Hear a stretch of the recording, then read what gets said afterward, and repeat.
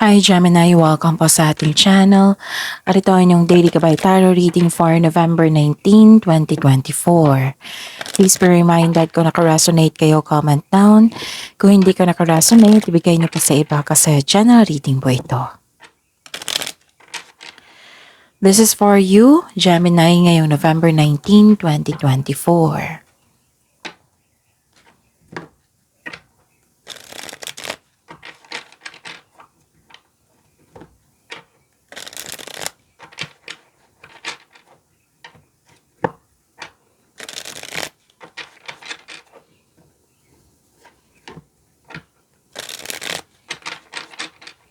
Para po ito sa inyo, Gemini, ngayong November 19, 2024. Maraming salamat po sa inyong patuloy na suporta at maraming salamat din po sa mga hindi nag-skip ng ads. Gamitin ang reading na ito bilang gabay lamang sa mga hindi pa nag-subscribe. Subscribe na po kayo at click bell notification para malaman nyo na may bago tayong video. Para sa mga gusto magpa-reading po, may lumabas dyan sa screen nyo ngayon. Panoorin nyo po at sundin ang instruction. Calling the attention sa mga suki ko dito na Gemini. Open na po ang inyong monthly gabay tarot reading for November 2024. May 6 months from now reading tayo at love life reading po. So message me Gemini for schedule. Maraming salamat po. Spirits Guide, mga ganap po ngayong araw na ito, ngayong November 19, 2024. Para kay Gemini. Para po kay Gemini, ngayong November 19, 2024, mga ganap. I need 3 cards po.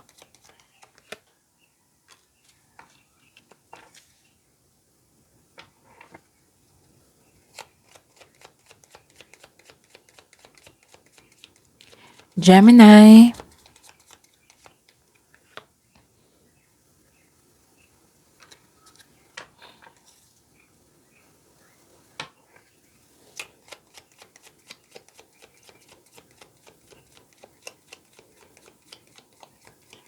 Gemini.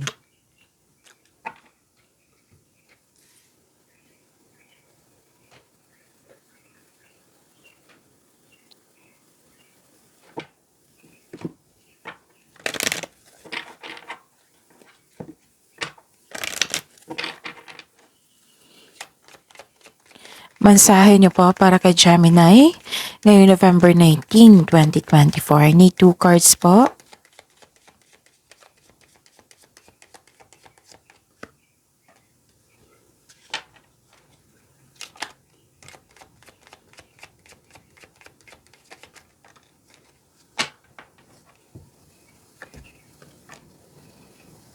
Okay. Gemini, ngayong November 19, 2024. Wow. May offer, opportunity na binigay sa inyo. Kung sa career and money ito, this is offer, promises. Nagkaroon kayo ng deal, commitment. May signing of contract ako nakikita dito.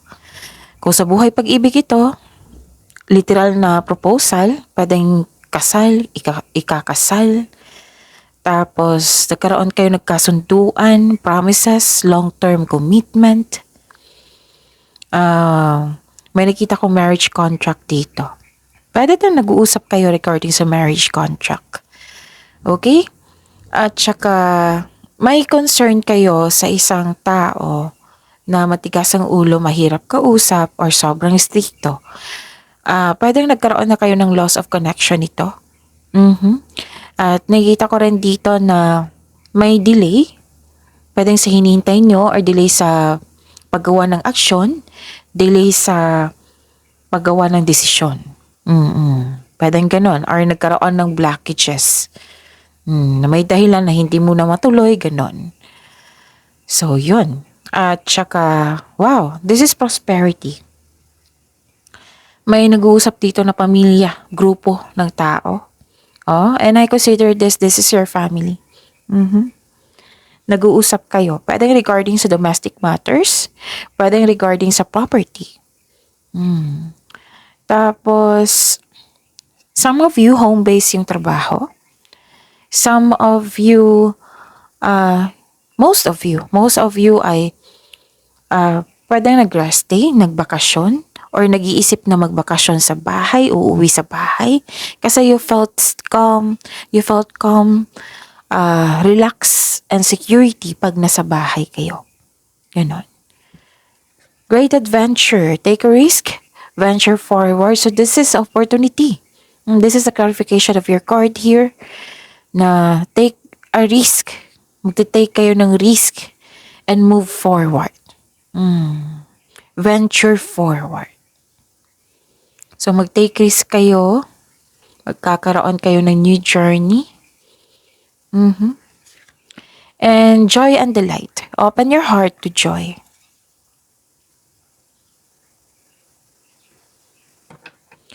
Spirit's Guide. Ano pa yung energy ni Gemini ngayong November 19, 2024?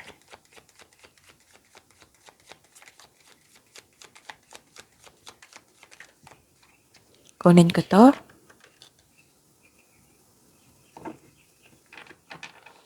And the clarification of this card po para kay Gemini.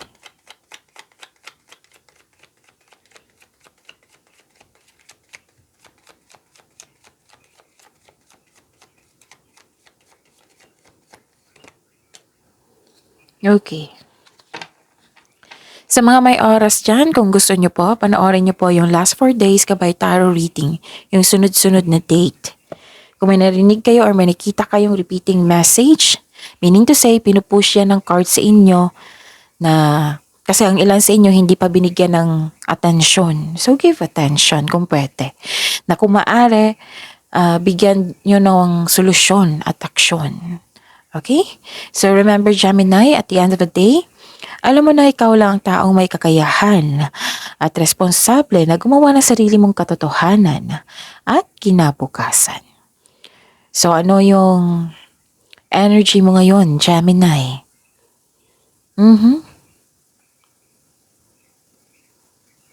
Nakikita ko dito, gusto mo mag-give up. Naging impatient ka. Nagkaroon ng delay which is lumabas din dito sa oracle cards mo. Ayusin ko lang yung camera. Okay. Hindi ka okay na. Yun.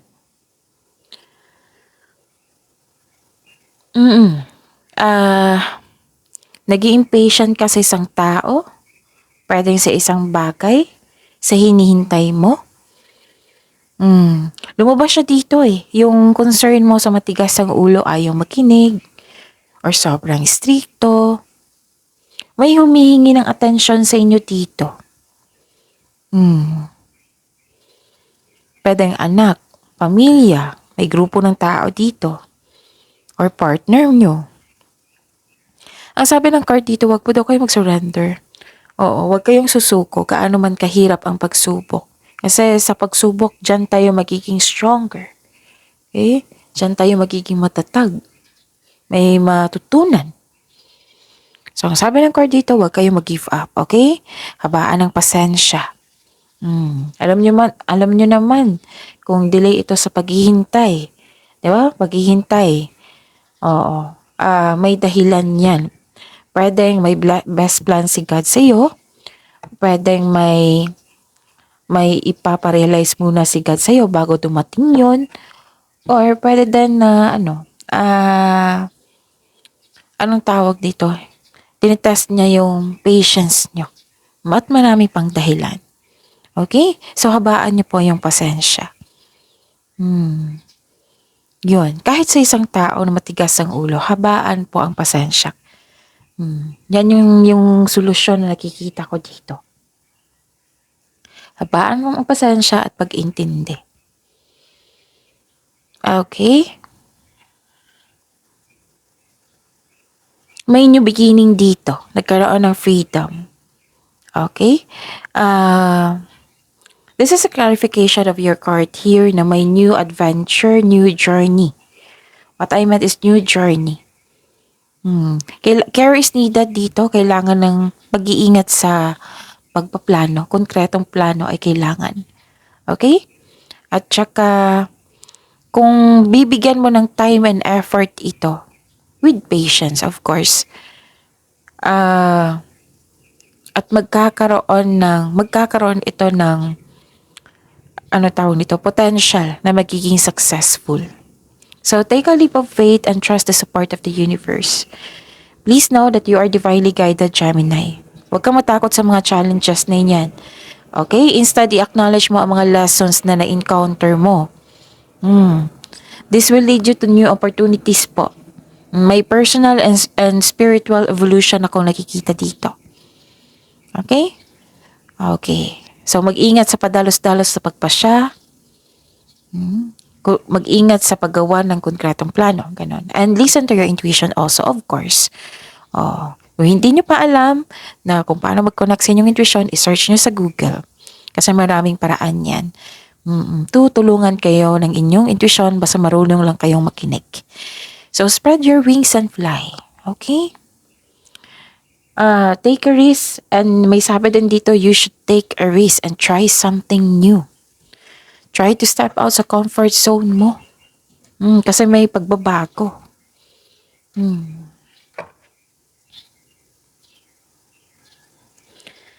Spirits guide, career and money po ni Gemini ngayong November 19, 2024.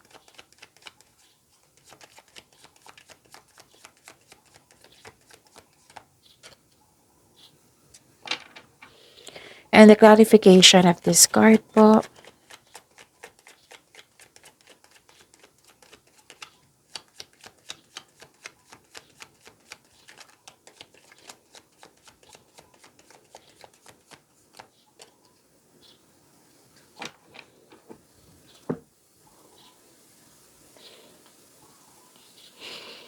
Okay. Sa career and money niyo po. May nakita kong tension dito. Pwedeng argument.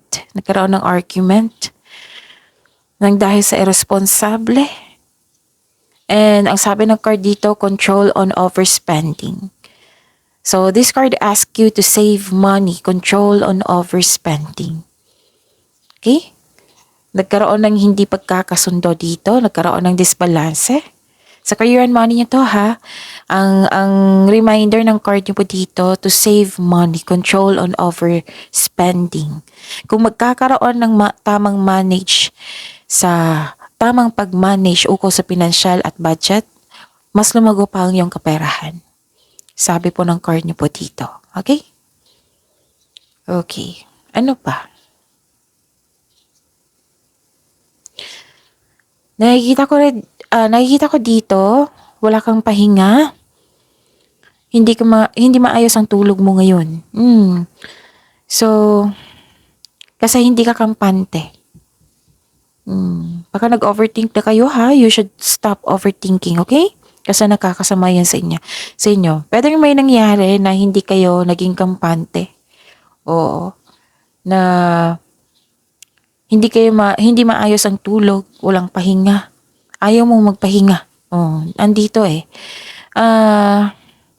Parang nagtatago ka instead of facing the reality. Kailangan mo ng time for reflection dito. Pahinga. Restlessness nakikita ko dito, Gemini. Okay, sana magiging okay na yan, Gemini. Move forward po.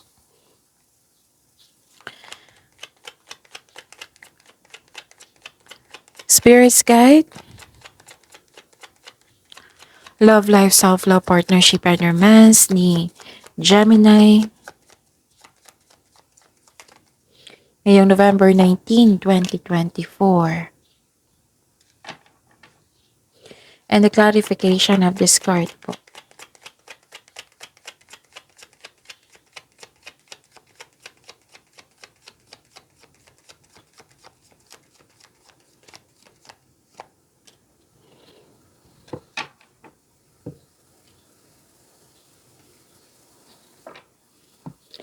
Maraming salamat po sa patuloy na tiwala at suporta sa ating channel. At maraming salamat din po sa mga hindi nag-skip ng ads. May hindi talaga nagkasundo. Andito siya sa career and money nyo at dito rin. Sa love life nyo, self-love, partnership, and romance. May hindi nagkasundo. Please be reminded kung may problema sa inyong career and money. Kung pwede, huwag niyong dalhin sa iba. Like for example, sa love life. Kung may problema sa love life, huwag niyong dalhin sa career and money. Para kung ma-resolve yung love life, okay pa rin yung iba. 'Di ba? Para hindi kayo mahirapan, para hindi kayo mapikatan. So, yun. Reminder lang po. Tapos, nakikita ko dito nagkaroon ng frustration. Nagkaroon ng hindi pagkakasundo, disbalance. Pwedeng disbalance ito sa emotion. Disbalance sa inyong, dyan, may ganap dyan na nagkaroon ng disbalance. Pwedeng frustration nga, pwedeng separation or hindi nagkibuan. Kasi may nakita ko ditong loss of connection eh. Okay? Nalilito ka sa paggawa ng desisyon dito.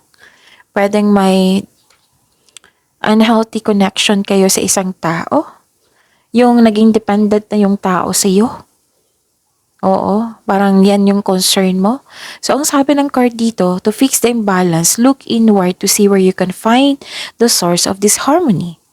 So, pag-isipan nyo na mabuti kung bakit kayo na hindi nagkasundo. Okay? Para mabigyan mo ng solusyon. Pwede din na may nag-promise sa inyo na hindi niya tinupad. Overcommitment. Kaya nagkaroon ng disbalance. Okay? So, yun. Ano pa? Nakikita ko rin dito na this is good. Silver linings. Moving on. This is moving forward. Moving on. Open your heart to joy. So, this is a hope sign. Hope, healing, personal growth. Nakikita ko dito. This is a hope sign. Naka-move on ka na sa lahat ng unos na nagdaan at tanggap mo na ang mga nangyari. Pinatawad mo na sila at higit sa lahat ang sarili mo. So, this is hope and healing nasa iyo. Hope and healing, personal growth. Nagkaroon ng forgiveness. Okay? You are moving forward. Kung dati nakaramdam ka ng sadness, disappointment, kasi may nag-promise sa inyo na bigo. Ngayon, you are now healing. You are now moving forward. Okay? May parating po na new direction po after nito. Kasi nagkaroon ng pagtanggap at pag-move forward. Magkakaroon ng new direction. Okay? Parang may naalala kayo sa nakaraan, no, na nangloko sa iyo. So, yun. Ang ganda kasi hope and healing ang dito. Forgiveness. Yes. Ito pala yung sinabi dito na nagkaroon ng overcommitment tapos hindi niya binigay sa iyo or kayo ang nag-commit na hindi mo nabigay sa kanya at ngayon nagkaroon ng tampuhan. Pero now, you are willing to move forward. Nagkaroon ng healing. Kaya pala may new beginning dito. Hindi ka takot sa pagbabago. Sumusulong ka kasi lalo na ito na marami kang experience sa buhay. Yung pinupush ka ng experience mo. Marami kang experience sa buhay. Marunong kang makinig sa inyong intuition, kaya very confident ka dito. This is good. So, yun. Kung ano man yung balak mong gawin, nag-move forward kayo, syempre action yan, nag-take risk kayo, lumabas kayo sa comfort zone. Marahil naka-desisyon na kayo. Kasi dalawang card na nagsabi dito, nag-move forward na kayo. And you are now ready. Sobrang confident you dito. Okay? So again, kung nagkaroon ng delay, habaan niyo po ang pasensya niyo. Kasi may dahilan yan, maraming dahilan. So time for reflection ay kailangan. Pahinga, Gemini. So see you tomorrow. Pagyamanin niyo yung blessings na binigay sa inyo, lalo na itong offer, opportunity na binigay sa inyo, itong freedom na binigay sa inyo. Pagyamanin niyo po. Okay, Gemini? See you tomorrow. Please like, subscribe, and click the button for notification para updated po kayo sa daily tarot reading natin. Maraming salamat po.